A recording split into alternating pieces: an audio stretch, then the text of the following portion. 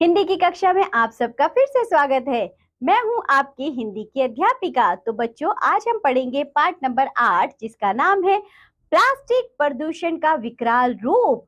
पर्यावरण पर यह एक लेख है। बच्चों, जो प्लास्टिक होती है, प्लास्टिक क्या होती है?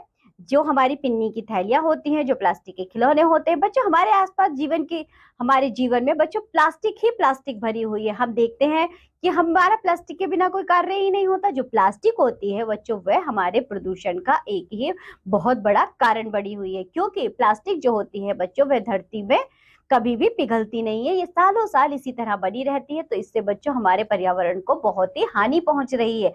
आइए देखते हैं इसकी क्या समस्याएं हैं। बच्चों, क्या आपने पर्यावरण शब्द सुना है? बताइए बच्चों, आपने सुना है? आपने पिछली कक्षाओं में भी सुना है ना? क्या आप जानते हैं कि पर्यावरण किसे कहते हैं? जो भी हमारे चारों ओर होता है वह हमारा पर्यावरण कहलाता है। जब हम घर जाते हैं तो मार्ग में अनेक स्थानों पर गंदगी, कूड़े के ढेर और धुआं होता है। तो बच्चों, ये सभी पर्यावरण में आता है। वह भी पर्यावरण का भाग है। यदि हमारा पर्यावरण स्वच्छ है तो हम प्रसन्नता अनुभव करते हैं, और यदि पर्यावरण अस्वच्छ है तो हम अस्वच्छ अनुभव करते हैं। जब कोई वस्तु सड़ती है तो उनमें अनेक प्रकार के हानिकारक जीवाणु जन्म लेते हैं और जीवाणुओं से बीमारियां फैलती हैं। पॉलीथीन की थैलियां नालियों में बहाने से वे एक स्थान पर जमा होकर पानी बहने से रोकती हैं, और इससे हमारा पर्यावरण दूषित होता है। बच्चों, इस चित्र को ध्यान से देखो। यह गाय मर गई है। बच्चों, यहाँ पर आप एक चित्र देख पा रहे हैं? जरा इस चित्र को जरा ध्यान से देखिए। ये गाय मर गई है। क्यों मर गई है बच्चों? यह दूषित खाना खाने से, अस्वस्थ पर्यावरण के कारण ये गाय मर गई है।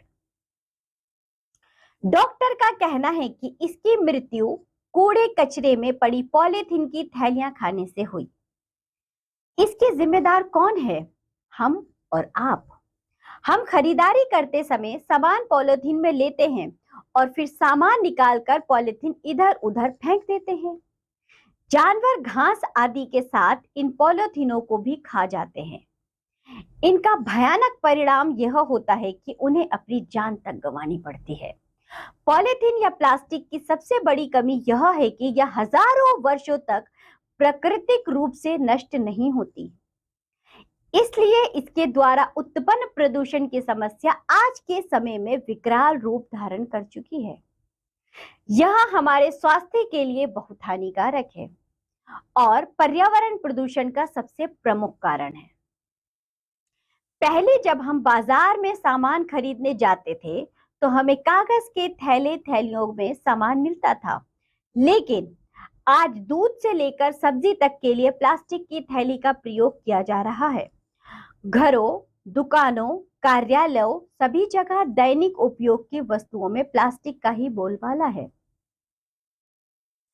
पीतल, तांबे जैसी धातुओं के दाम इतने ऊंचे हैं कि उनसे बने सामान को हर वर्ग के लोग नहीं खरीद सकते। प्लास्टिक से बने सामान सस्ते होते हैं, इसलिए सभी इनका उपयोग करने लगे हैं। आज लोग सारा सामान पॉलीथीन में ही लेकर आते हैं। अगर खेतों में मिट्टी के अंदर पॉलीथीन आ जाती है तो बीज का अंकुर ऊपर नहीं निकल पाता। प्लास्टिक के कारखाने बड़ी मात्रा में प्रदूषण फैलाते हैं।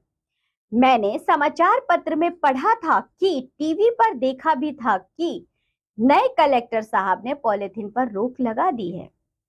हम अत्यधिक सुविधाएं तो चाहते हैं, परंतु नियमों के पालन में पीछे रहते हैं, पर्यावरण की हानि करते रहते हैं। यदि समय रहते हम इस समस्या के प्रति जागरूक नहीं होंगे तो हमारा जीवन ही खतरे में पड़ जाएगा, क्योंकि सही और स्वच्छ वातावरण में ही मानव जीवन का विकास संभव है।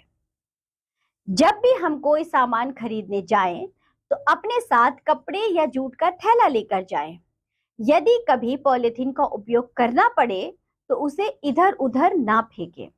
सभी अपनी जिम्मेदारी समझेंगे तो हम सभी प्लास्टिक द्वारा उत्पन्न प्रदूषण से पर्यावरण को स्वच्छ रख सकेंगे। इस प्रदूषण को दूर करने के लिए हमें ही पहल करनी होगी।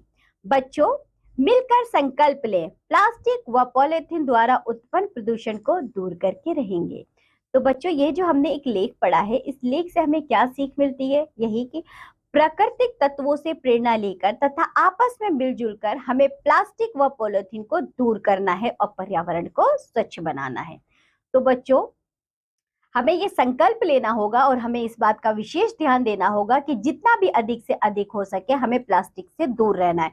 बच्चों हम बाजार जब भी जाएं तो प्लास्टिक में कोई भी सामान ना ले, हम अपने घर से कपड़े का या जूट का थैला लेकर जाए, उसी में सामान खरीदे, या फिर बच्चों कागज के थैले का प्रयोग करें, लेकिन हम प्लास्टिक का थैला उपयोग ना करें। यदि बच्चों संभव भी हो सके तो अपने घर में हम पीने की बोतलें हैं और बच्चों और भी जो छोटे मोटे बाउल टाइप के होते हैं, हो सके तो उन्हें हम प्लास्टिक से हटाकर किसी और धातु से बने हुए प्रयोग कर सकते हैं। ठीक है, यहाँ देखो बच्चों आपको कुछ शब्दार्थ दिए गए हैं, वो तो आप खुद से पढ़ेंगे। और नीचे देखो अभ्यास कार्य दिया गया है, आइए इसे करते हैं। नीचे बच्चों अभ्यास कार्य दिया गया है, आइए इसे करते हैं। सबसे पहले देखो उच्चारण अभ्यास यानी कि प्रोनाउंसिएशन प्रैक्टिस। प्रदूषण, पॉलीथीन, स्वास्थ्य, कार्यालय, प्लास्टिक, थैलियां, अत्यधिक। मौखिक यानी कि ऑरल एक्सप्रेशन। निम्नलिखित प्रश्नों के उत्तर दीजिए। पर्यावरण से आप क्या समझते हैं? तो बच्चों आप क्या बताएंगे, मुझे जल्दी से बताइए। पर्यावरण से आप क्या समझते हैं? जो भी हमारे चारों ओर है बच्चों, जैसे कि पेड़ पौधे, पशु पक्षी, जीव जंतु, कूड़ा कचरा, स्वच्छ हवा, अस्वच्छ हवा, पानी, जो भी चीजें हैं बच्चों हमारे आसपास, वैसे भी पर्यावरण कहलाता है। पाठ में किस प्रमुख वस्तु से होने वाले प्रदूषण के बारे में बात की गई है? तो बच्चों प्लास्टिक के बारे में। नीचे के बच्चों प्रश्न उत्तर आप खुद से उत्तर देंगे। लिखित यानी कि रिटर्न एक्सप्रेशन देखिए, निम्नलिखित प्रश्नों के उत्तर लिखिए। पॉलिथीन की सबसे बड़ी कमी क्या है? पॉलिथीन की सबसे बड़ी कमी ये है कि वह हजारों वर्ष बच्चों हमारी धरती पर ऐसे ही रहती है, मिट्टी में घुलती मिलती नहीं है। इसी के साथ बच्चों नीचे कुछ और प्रश्न उत्तर दिए गए हैं, उनके उत्तर आप खुद से लिखेंगे। सोचकर बताइए, थिंक एंड आंसर। अपने दैनिक जीवन में हम अनेक यंत्रों और मानवीय क्रियाओं को प्रदूषण फैलाते हुए देखते हैं। नीचे कुछ चित्र दिए गए हैं जिनसे प्रदूषण फैलता है, उन पर सही का तथा जिनसे प्रदूषण नहीं फैलता उन पर गलत का निशान लगाओ। जरा देखो बच्चों, ये जो बारात निकल रही है, ढोल बज रहा है, इससे प्रदूषण फैलता है क्या? हाँ जी फैलता है बच्चों, इससे नॉइस प्रदूषण यानी कि नॉइस पोल्यूशन होता है। बच्चों इससे प्रदूषण फैलता है, तो इसलिए आप यहाँ पर सही का चिन्ह लगाएंगे। पेड़ से प्रदूषण नहीं फैलता। बच्चों ये कल कारखाने से देखो जो धुआं निकल रहा है, इससे प्रदूषण फैलता है। और बच्चों ये जो कूड़े को इस तरह खुले में डाल रही हैं, इससे भी प्रदूषण फैलता है। तो आप यहाँ पर सही का चिन्ह लगाएंगे। ठीक है, आगे बढ़ते हैं। सही उत्तर पर सही का निशान लगाइए। नाली में फेंके जाने वाला कूड़ा व पॉलिथीन की थैलियां प्रदूषण फैलाती हैं। आज प्रदूषण का कौन सा रूप विकराल हो चुका है? प्लास्टिक। प्लास्टिक प्रदूषण से हानि होती है सभी प्राणियों को, पशु पक्षियों को भी और बच्चों मनुष्यों को भी। पर्यावरण स्वच्छ होगा तो जीवन स्वस्थ होगा। पाठ से संबंधित भाषा विज्ञान लैंग्वेज स्टडी देखिए। स्थूल शब्दों की जगह क्या, किसके अथवा कौन लगाकर प्रश्नवाचक वाक्य बनाइए। बच्चों क्या, कब, कौन, कहां, कैसे, कितने, क्यों आदि शब्दों के प्रयोग से बना वाक्य प्रश्नवाचक वाक्य कहलाता है। और प्रश्नवाचक वाक्य का बच्चों चिन्ह भी होता है जो कि यहाँ दिया गया है। ठीक है, यहाँ देखो आप और हम इसके जिम्मेदार है, तो बच्चों इसे हम प्रश्नवाचक में इस तरह बना सकते हैं, आप और हम इसके जिम्मेदार हैं। प्लास्टिक के कारखाने प्रदूषण फैलाते हैं। प्लास्टिक के कारखाने किस प्रकार प्रदूषण फैलाते हैं? यह गाय मर गई, क्या यह गाय मर गई? ओ लगाकर विलोम यानी उल्टे अर्थ वाले शब्द लिखिए। जो शब्द विपरीत अर्थ बताए उन्हें हम बच्चों विलोम कहते हैं, हमें पता है, जैसे कि अच्छा और बुरा। यहाँ देखो बच्चों लिखा है संभव।